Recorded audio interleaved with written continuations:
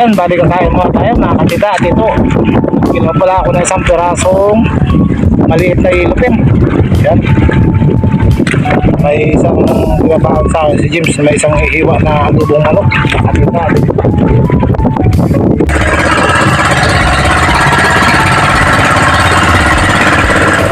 Ilan na ulit natin?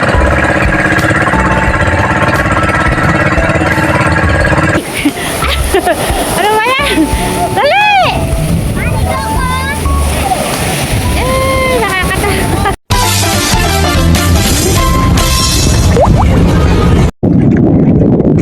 Magandang tanghali po mga katita, tito.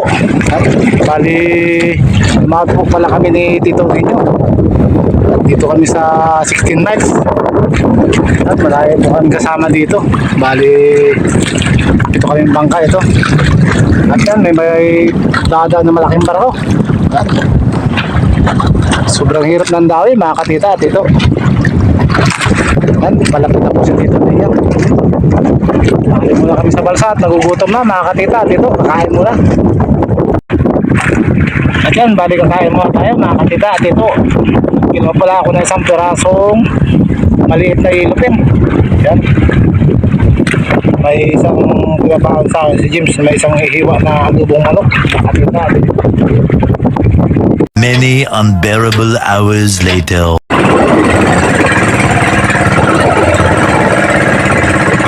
Tito at tita, pauwi na pala kami ni Tito ninyo. Wala pala tayong nahuli mga katita at tito. Ilang piraso lang, mahalon pa rin.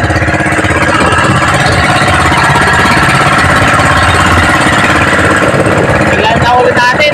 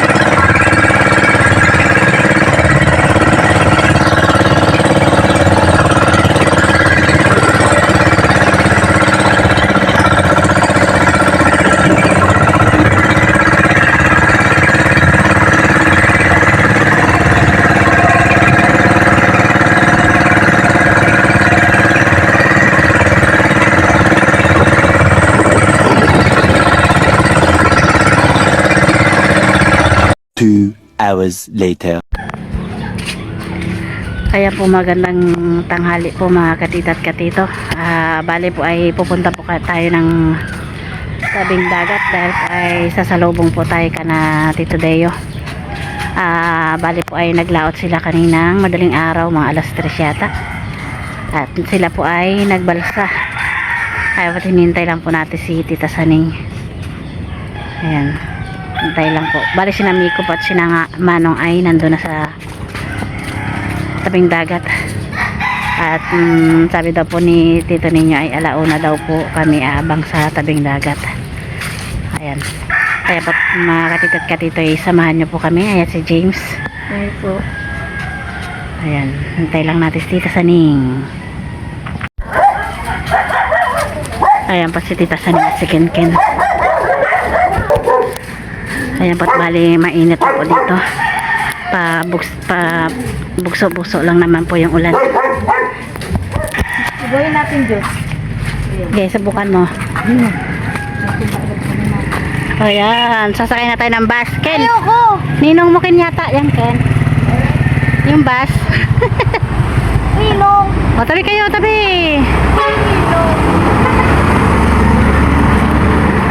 Ilong! Lahat naman yung si Ken, ninong niya eh. Madali. Ang init na ay. Ha? Ang init na. Wala pa sila.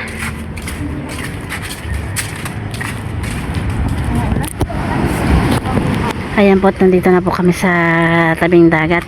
Pero wala pa rin po sila. Pero may natatanaw na pong bangka doon sa malayo. 2 bangka. Yan na yata sila, no? Ay, 4 na bangka eh, oh. 4 nga. Mama, oh. Laki na ang tubig pa rin, oh.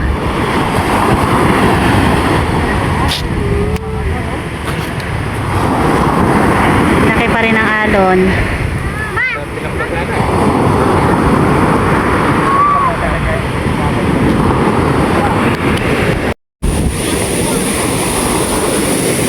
Ayan po, bali ay habang wala pa po sina Tito Deo ay punta muna po kami kana na Tinini.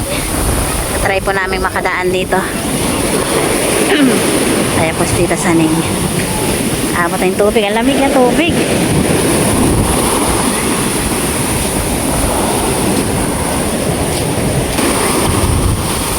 Try natin dumaan dito.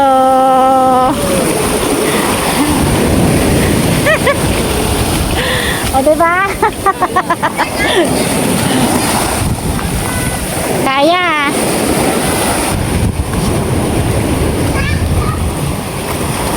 Laki. Ah!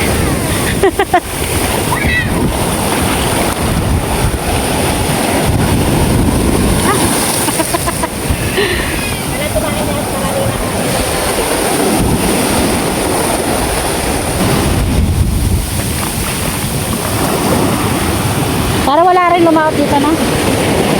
Walang lumaot dito.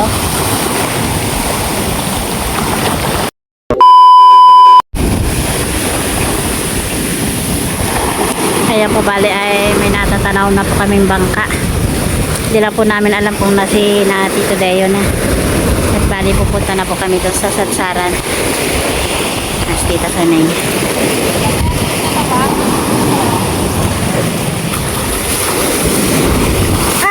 Hi! Pataas pa rin yung tubig.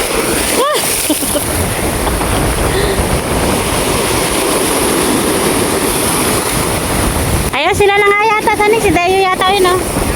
Sila na. Nangunguna si Tito Deo. Tapos sana marami silang huli para bawi yung kanilang pagod. Riko po. Ang lakas pa rin ang agos ng alon. Pero kanina po ay mayroon na pong namusit. Ayan. Tingnan po natin dito. Mahirap po at malaki ang malaki ang alon. Malaki ang alon. Kailangan maraming makahawak. Yan na po si Tito Deo. Yan, ang daming tao. Naglayo-layo si para makaano agad, no? Para may tumulong. Ayan na. Oop. Ay! Ano ba yan? Dali! Nakakatawa. Ayan. Ayan na po, tulong-tulong na. Ayan po si Tito ninyo. Tingnan po natin yung huli ni Tito Deo. Oh. Yung huli ni Tito Deo. Ayan po, sobrang laki ng alon.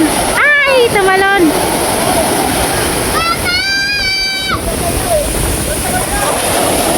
Laki ng alon. Mahirapan po talaga magsampa ng bangka pag malaki ang alon.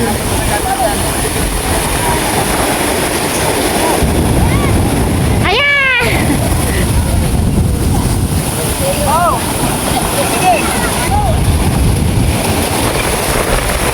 Ayan, nakasampa na rin. Tingnan mo ko dito.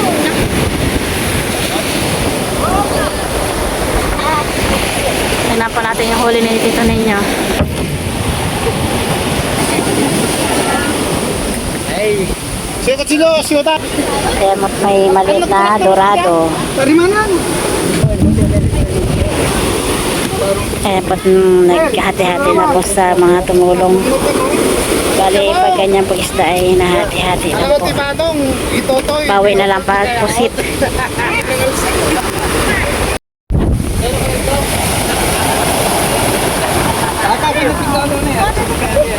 Ah, laki na.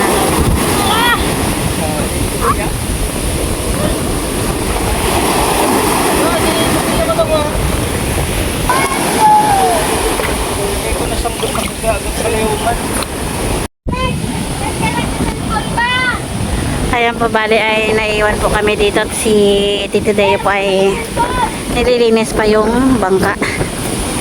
Ayan, nandun na po si Tita Saning. Linis. Ba't walang huli yan? Walang isda? Landawi. Ang musit, dami daw. Oo. Kanina may pagkadating namin dito may namusit na eh. Oo, tayo.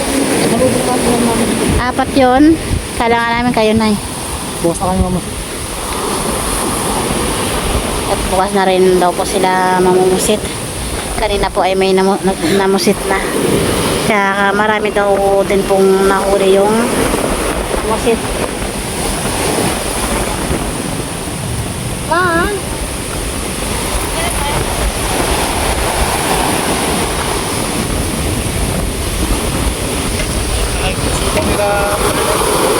Pagkano ang kasama nun? 1,000? Yeah, Kita kayo.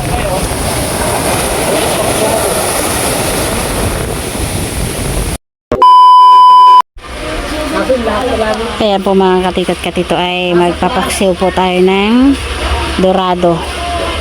Ayan yung huli po ni Tito Deo, dorado. Maliit lang siya. Ayan. Ay magpapaksiw para may ulam. Bali ayan po mga katitat katito ay isasalang na po natin tong ating paksiw na dorado. Ayan po't bali pinagsama-sama na po yung mga sahog. Bali mayroon na po dyan bawang, sibuyas at saka luya. At po mayroon na rin pong kaunting suka. Ayan po't bali pakukuluan na po natin at tatakpan po muna natin para kumulo. Ayan. Ayan po, tingnan po natin kung kumukulo na. Oy, kulong-kulo na yung ating paksiw. Paksiw na dorado. Ayan. Ang bango na. Ayan ay masarap po at fresh na fresh po yung ating isda. Ating ano lang po yung isda para maluto ng ayos.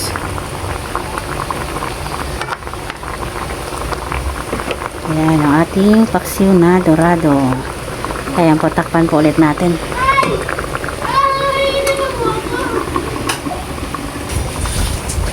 Ayan po, lalasahan na po natin yung ating paksiw. Tingnan po natin kung anong lasa.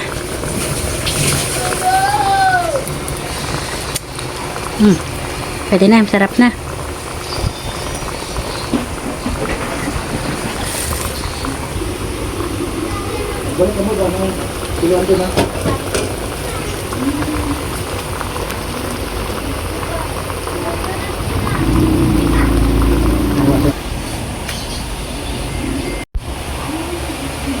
Ayan po, bali po mga katitat katitoy, luto na po tong ating paksiw na dorado. Ayan po, tayo kakain na. Kain po tayo.